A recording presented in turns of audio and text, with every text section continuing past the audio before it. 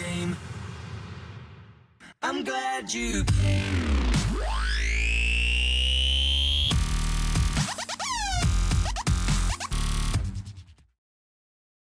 Please stand for the Pledge of Allegiance. I pledge allegiance to the flag of the United States of America and to the republic for which it stands, one nation, under God, indivisible, with liberty and justice for all. Now for the Texas Pledge. Honor the Texas flag. I pledge allegiance to the Texas, one state, under God, one and indivisible. Please remain standing for a moment of silence.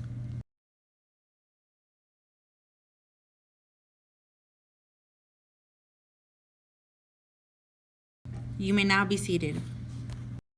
Good morning, Stevens Falcons. Today is April 28, 2016. I'm Melody, and these are your morning announcements. Speech and debate will be having meetings every Tuesday after school. If you're interested, go to A117 or speak with the sponsors of Speech and Debate, Ms. Trevino.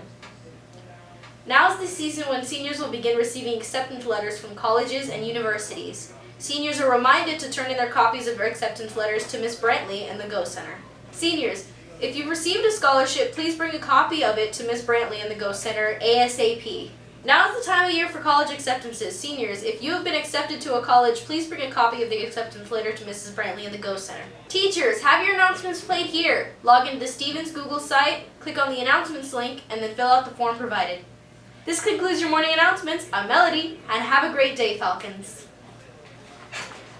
Okay. Hi, I'm Victoria, and I'm a member of a cheerleading team here at Stevens High School. And we're selling tumbler cups to fundraise for our competitions at the end of the year for only $20. If you're interested in buying the cup, please feel free to find me or any other cheerleader on the team to give you more information about the cup or to purchase a cup. Thank you for listening and have a great day.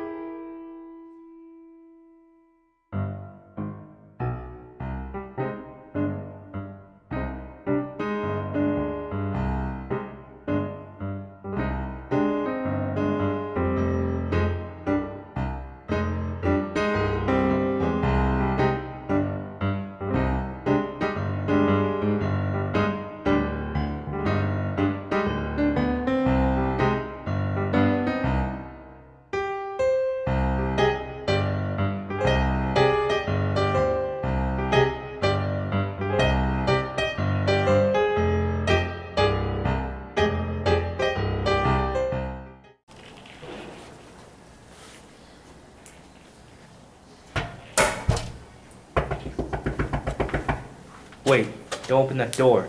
If he wants to get in, he has to go around through the cafeteria entrance. Why? You need to get to class. Do you know him? Did he show you his ID? No. And how do you know he goes here? I don't. Exactly. If you open that door, that creates a safety hazard. He needs to go in where there's an administrator. So what you're saying is anyone coming through class through the portal doors has to go by the cafeteria doors? Yes. What's more important, their convenience or your safety?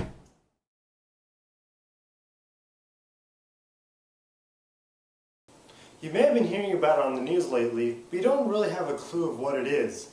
You may have been asking, just like many others, what is the Zika virus? Well, I talked with Mr. Wall, the AP Environmental Science teacher and aquatics teacher at John Paul Stevens High School, for answers. Zika virus is part of the same family of viruses as dengue and yellow fever and chikungunya viruses. They're all what are called flaviviruses, and they are all really little. They have RNA, and they're spread by mosquitoes. So now that we have a clue of what it is, How do you get it? There have been a couple of cases that are yet to be verified of actual sexual transmission of Zika virus, but usually it's spread by mosquitoes. So what are the effects of the Zika virus? With Zika for adults, it's really not that bad. You get things like pink eye, rash, fever. But if you're a pregnant woman, it has been linked with microcephaly. What that means is that whenever the baby is actually born, it has an extra small head, which means it also has an extra small brain, which means that it'll have developmental problems. Here in the United States, do we really face a threat? And if so, do we need a vaccination for it? Because of Zika being limited to mostly Central and South America, some parts of Africa and Southeast Asia, where they don't really have that good of health care, and because it's spread generally by mosquito bites, I really don't see a point in having vaccinations, essentially because it isn't really needed. So far, have there been any deaths linked to the Zika virus? There haven't been any deaths linked to Zika. Once that tide changes, then I can see it maybe. But with right now, it's a self-limiting disease. You're going to be sick for maybe from 2 to 7 days, and after that, you get over it. So if we travel, how can we protect ourselves? Are we putting ourselves at risk?